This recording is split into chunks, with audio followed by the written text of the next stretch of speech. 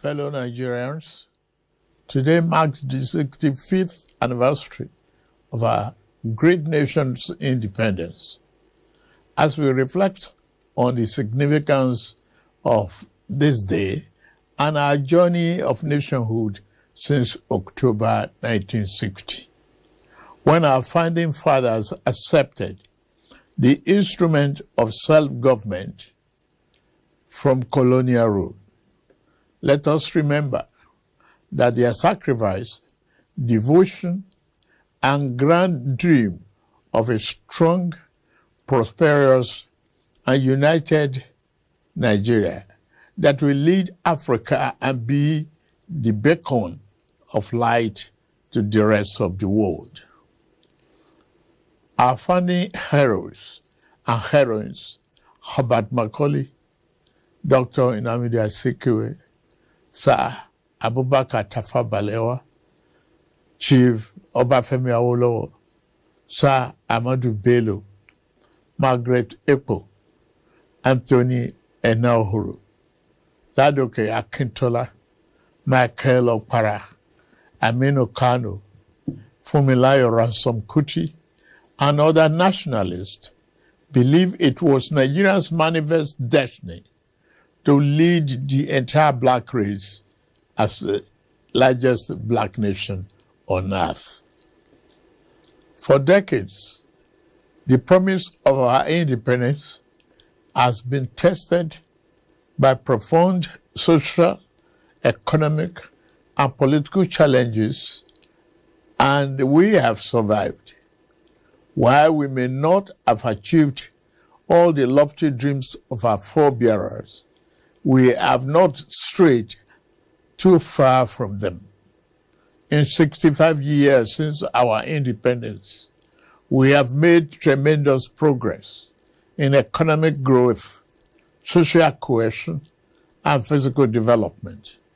Our economy has experienced significant growth since 1960. Although it is much easier for those whose vocation is to focus solely on what ought to be, we must recognize and celebrate our significant progress. Nigerians today have access to better education and healthcare than in 1960. At independence, Nigeria had 120 secondary schools with a student population of about 130,000. Available data indicate that as of year 2024, there were more than 23,000 secondary schools in our country. At independence, we had only the University of Ibadan and Yaba College of Technology as the two tertiary institutions in Nigeria. By the end of last year, there were 274 universities, 183 polytechnics, and 236 colleges of education in Nigeria, comprising federal, state, and private institutions. We have experienced a significant surge in growth across every sector of our national life since independence. In healthcare, infrastructure, financial services, manufacturing, telecommunications, information, technology, aviation and defense, among others. Our country has experienced both the good and the bad times in its 65 years of nationhood. As it's normal for every nation and it is people. We fought a bitter and unavoidable civil war, experienced military dictatorships, and lived through major political crises. In all this, we weathered every storm and overcame every challenge with courage, grit, and uncommon determination. while our system and ties that bind us are sometimes stretched by insidious forces opposed to our values and ways of life, we continue to strive to build a more perfect union where every Nigerian can find better accommodation and find purpose and fulfillment. Fellow compatriots, this is the third time I will address you on our independence anniversary since I assumed office as your president on May 29, 2023. In the last 28 months of my administration, like our founding fathers and leaders who came before me, I have committed myself irrevocably to the unfinished nation-building business. Upon assuming office, our administration inherited a near-collapse economy caused by decades of fiscal policy distortions and misalignment that had impaired real growth. As a new administration, we face a simple choice: continue business as usual and watch our nation drift, or embark on a courageous fundamental reform path. We chose the path of reform. We chose the path of tomorrow over the comfort of today. Less than 3 years later, the seeds of those difficult but necessary decisions are bearing fruits. In resetting our country for sustainable growth, we ended the corrupt fuel subsidy and multiple foreign exchange rates that created massive incentive for a rentier economy, benefiting only a tiny minority. At the same time, the masses received little or nothing from our commonwealth. Our administration has redirected the economy towards a more inclusive path, channeling money to fund education, healthcare, national security, agriculture, and political economic infrastructure, such as roads, power, broadband, and social investment programs. These initiatives will generally improve Nigerians' quality of life.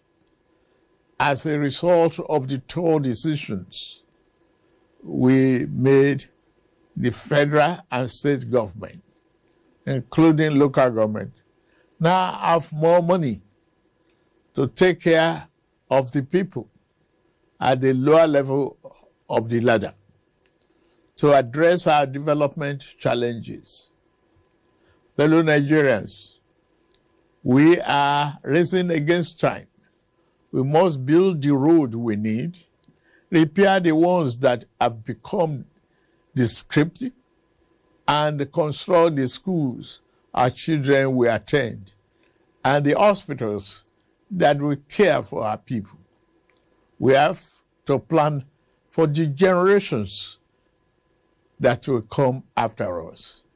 We do not have enough electricity to power our industries and homes today, or the resources to repair our deteriorating roads, building seaports, railroads, and international airports comparable to the best in the world, because we failed to make the necessary investment decades ago. Our administration is setting things right now. I'm pleased to report that we have finally turned the corner. The worst is over, I say. Yesterday's pains are giving way to relief. I salute your endurance, support, and understanding. I will continue to work for you and justify the confidence you repose in me to steer the ship of our nation to a safer harbor.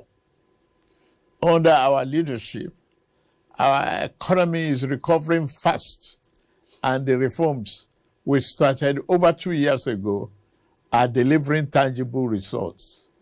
The second quarter 2025 gross domestic product grew by 4.23%. That's Nigeria's fastest pace in 4 years, and outpaced the 3.4% projected by the International Monetary Fund. Inflation declined to 20.12% in August 2025, the lowest level in 3 years. The administration is working diligently to boost agricultural production and ensure food security to reducing food costs. In the last 2 years of our administration, we've achieved 12 remarkable economic milestones as a result of the implementation of our sound fiscal and monetary policies. We have attained a record-breaking increase in non-oil revenue, achieving 2025 target by August with over 20 trillion naira. In September 2025 alone, we raised 3.65 trillion.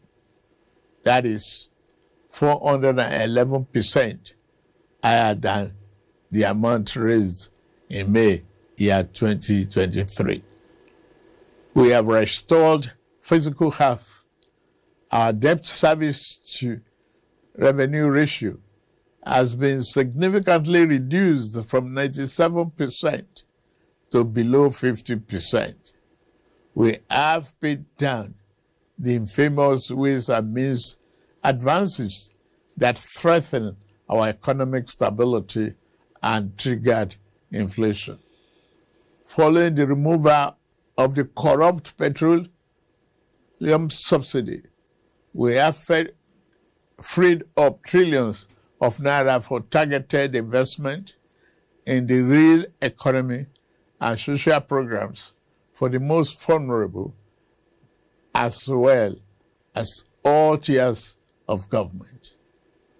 We have a stronger foreign reserve position today than 3 years ago. Our external reserves increased to 42.03 billion this September, the highest since 2019. Our tax to GDP ratio has risen to 13.5% from less than 10%. The ratio is expected to increase further when new tax law takes effect in January. The tax law is not about increasing the burden on existing taxpayers, but about expanding the base to build the Nigeria we deserve and providing tax relief to low-income earners. We are now a net exporter. Nigeria has recorded a trade surplus for 5 consecutive quarters.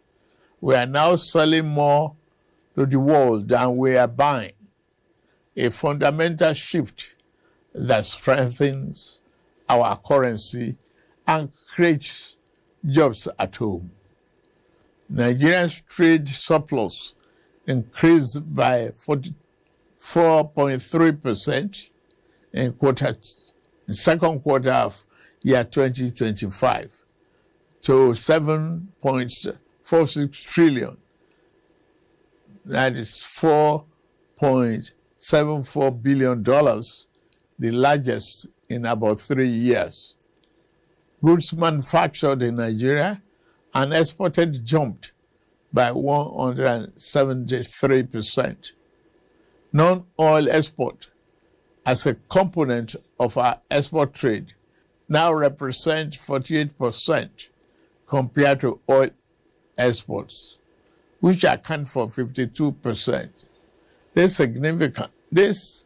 signals that we are diversifying our economy and foreign exchange sources outside oil and gas. Our oil production rebounded to 1.68 million barrels per day from barely 1 million in May 2023. The increase occurred due to improved security, new investments, and better stakeholder management in Niger Delta. Furthermore, the country has made notable advances by refining PMS domestically for the first time in 4 decades. It has also established itself as the continent's leading exporter of aviation fuel. The Naira has stabilized from the turbulence and volatility witnessed in 2023 and 2024. The gap between the official rate and the unofficial market has reduced substantially following FX reforms and fresh capital and remittance inflows. The multiple exchange rates, which fostered corruption and arbitrage, are now part of history. Additionally, our currency rate against the dollar is no longer determined by the fluctuation in crude oil prices. Under the Social Investment Program, to support poor households and vulnerable Nigerians, 330 billion has been disbursed to 8 million households, many of whom have received either 1 or 2 out of 3 tranches of the 25,000 naira each. Coal mining recovered dramatically from a 22% decline in Q1 to 57.5% growth in second quarter of 2025, becoming one of the Nigeria's fastest growing sectors. The solid mineral sector is now pivotal in our economy, encouraging value-added production of minerals extracted from our soil. The administration is expanding transport infrastructure across the country, covering rail, road, airports, seaports. Rail and water transport grew by over 40% and 27% respectively. The 284-kilometer Kano-Katsina-Maradi standard gauge rail project and the Kaduna-Kano rail line are nearing completion. Work is progressing well on Legacy Lagos-Calabar Coastal Highway and Sokoto-Badagry Highway. The Federal Executive Council recently approved $3 billion to complete the Eastern Railway project. The world is taking notice of our efforts. Sovereign credit rating agencies have upgraded our outlook for Nigeria, recognizing our improved economic fundamentals. Our stock market is experiencing an unprecedented boom, rising from all-share index of 55,000 points in May 2003 to 142,000 points as of September 26, 2025. At its last MPC meeting, the central bank slashed interest rate for the first time in 5 years, expressing confidence in our country's macroeconomic stability. On security, we are working diligently to enhance national security, ensuring our economic experiences improved growth and performance. The officers and men of our armed forces and other security agencies are working tirelessly and making significant sacrifices to keep us safe. They are winning the war against terrorism, banditry, and other violent crimes. We see their victories in their blood and sweat to stamp out Boko Haram terror in the northeast, IPOB ESN terror in southeast, and banditry and kidnapping. We must continue to celebrate their gallantry and salute their courage on behalf of a grateful nation.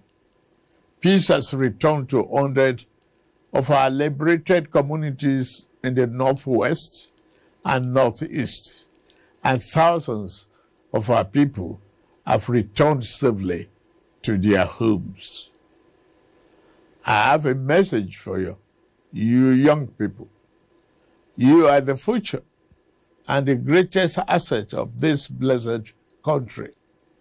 You must continue to dream big, innovate, and conquer more territories in your various fields of science, technology, sport, and art and creative sector.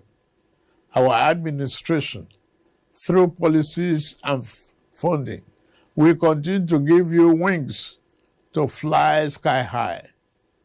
We created NEL Fund to support students with loans for their educational pursuits. Approximately 510,000 students across 36 states of the Federation, including FCT, have benefited from this initiative, covering 228 higher institutions. As of September 10, the total loan disbursed was 99.5 billion, while the upkeep allowance stood as 44.7 billion. Credit Corp, another initiative of our administration, has granted over 153,000 Nigerians 30 billion affordable loans for vehicles, solar energy, home upgrades, digital devices, and more. Youth credit, which I promised last June, is a reality, with tens of thousands of NYSC members now active beneficiaries of consumer credit for resettlement. Under our Renew Hope agenda, we promise to build a Nigeria where every young person, regardless of background, has an equitable opportunity to access a better future. Thus, the investment in digital and creative enterprise, IDICE program, the Bank of Industry, is driving the program in collaboration with the African Development Bank, the French Development Agency, and the Islamic Development Bank. This initiative is at the cusp of implementation. Our last 2 years, we have collaborated with our partners to launch the program, supporting our young builders and dreamers in the technology and creative sector. This is a message of hope, fellow Nigerians. I have always candidly acknowledged that this reform have come with some temporary pains. The biting effects of inflation and the rising cost of living remains a significant concern to our government. However, the alternative of allowing our country to descend into economic chaos or bankruptcy was not an option. Our macroeconomic progress has proven that our sacrifices have not been in vain. Together, We are laying a new foundation cast in concrete, not on quicksand. The accurate measure of our success will not be limited to economic statistics alone, but rather in the food on our family tables, the quality of education our children receive, the electricity in our homes, and the security in our communities. Let me assure you of administration's determination to ensure that the resources we have saved and the stability we have built are channeled into these critical areas. Today, the governors at the state level and the local government's autonomy are yielding more development right in our face. Therefore, on this 65th anniversary of our independence, my message is hope and a call to action. The federal government will continue to do its part to fix the plumbing in our economy. Now, we must all turn on the taps of productivity, innovation, and enterprise, just like the Ministry of Interior has done with our travel passports, by quickening the processing. In this regard, I urge the subnational entities to join us in nation building. Let us be a nation of producers, not just consumers. Let us farm our land and build factories to process our produce. Let us patronize made in Nigeria. I say Nigeria first. All the goods, let us pay our taxes as well. Finally, let all hands be on deck. Let us believe once more in the boundless potential of our great nation. With Almighty God on our side, I can assure you that the dawn of a new, prosperous, self-reliant is here in Nigeria. Happy 65th Independence Anniversary. And may God continue to bless the Federal Republic of Nigeria. Amen.